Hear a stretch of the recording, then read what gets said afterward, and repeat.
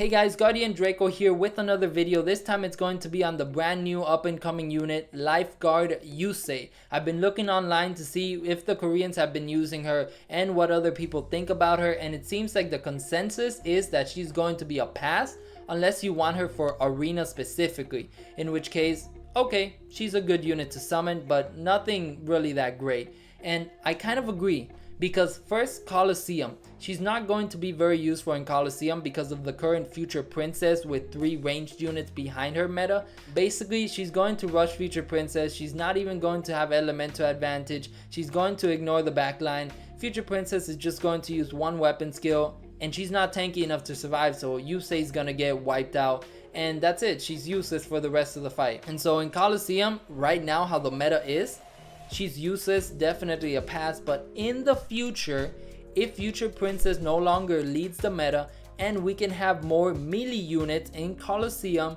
she might be a really good unit for Colosseum. But for right now, she's definitely a pass for Colosseum.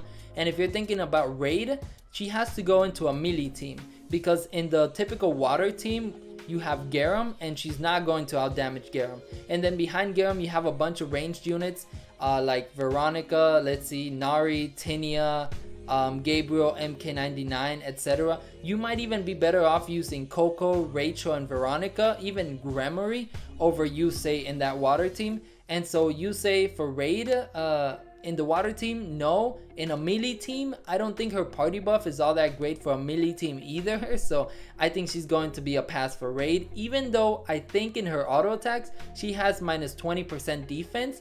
I still think she's going to be a pass for raid. I don't think she's going to provide the damage. With that being said, if you look at her in arena, she's going to be very useful because we have Future Knight with weapon skill regen, and you can play Future Knight with every ranged unit out there, but you can only play Future Knight with a few melee units like Vishuvak, like Future Princess, like Ogma, because those units give party buffs that are HP and defense. So because of that, they all synergize together.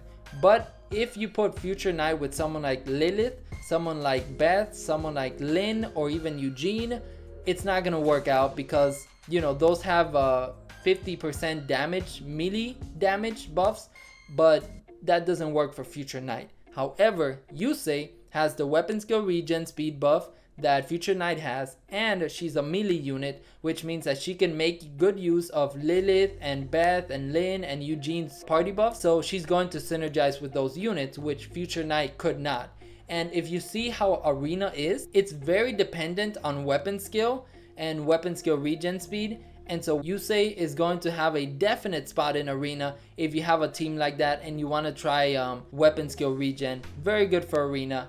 I wouldn't say she's top tier, but she's definitely a good unit to have if you run a melee comp. I personally do, and I would like to get her in the future just for arena. But currently I'm working on Lilith, so I'm gonna pass.